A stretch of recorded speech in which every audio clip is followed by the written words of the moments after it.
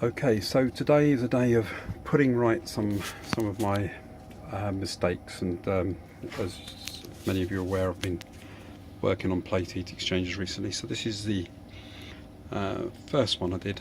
This was done because there was a leak on the system and I wanted to add leak sealer, and I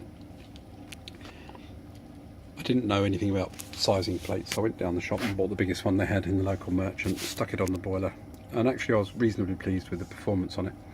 Then I started studying a bit more on it and found out about log mean temperature difference, and decided that I should be looking for about 5 degrees log mean temperature difference. Now, this is a 35 kilowatt boiler, I think it was. So let's check. 26 kilowatt. Okay, so this is a 26 kilowatt system boiler. The one on my other video was 24 kilowatts, and I don't know if you remember, but the plate heat exchanger was twice the size.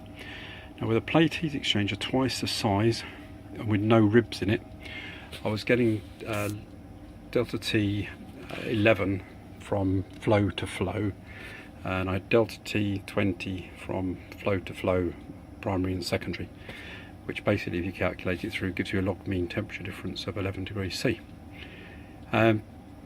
This one I haven't actually measured yet the delta T's either side of the plate, but the plate's half the size but with the chevrons on it, and this is at full output on test mode.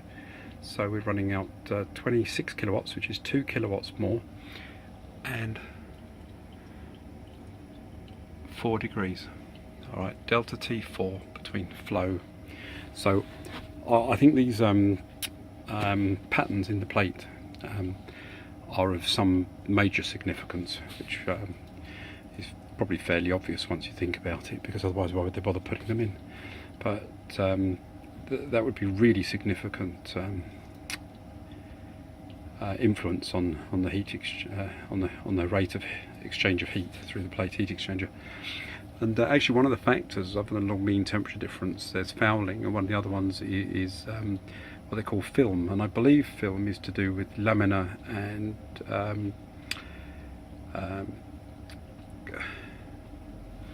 laminar flow and turbulent flow.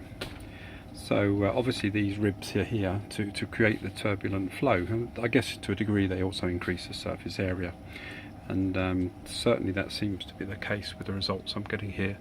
To be fair, I haven't been totally scientific because I haven't gas rated either of the appliances to prove that they're running at either 24 or 26 kilowatt, just going literally off the data badge and accepting that they're doing what they should do, which I think is a reasonably safe bet anyway. But either way, this plate heat exchanger cost me 90 something pounds. The much bigger one I ordered off of eBay cost me 120 pounds. So it looks to me like the cheaper heat exchanger, the smaller heat exchanger, is much more effective. And also, to be fair, I'm not unhappy with the size of this. It's pretty neat. It lines up almost perfectly with the boiler tails. If I've got those low temperature differences across it as well, there's really very little inefficiency created by that. Even there at full output, look, I mean, there's 4 degrees at full output. This boiler isn't going to run at full output because it's weather comp. It's going to be running, probably trickling about 6 to 10 kilowatts most of the time. And in fact, even with the other one, when it was round backwards before I took it out, this one, I plumbed it in backwards, and that's what I've been doing today, rectifying it. Even with that one on, when I checked it when I arrived, without going into full service mode, I had a delta T of 1 degree across it. So really no losses, and it's reasonably cold outside. It's not terrible, probably about 7 degrees outside, I guess. In fact, we could probably have a look. 10 degrees, okay, so 10 degrees outside. But anyway, really good result. So obviously the chevrons, the chevrons appear to be of significant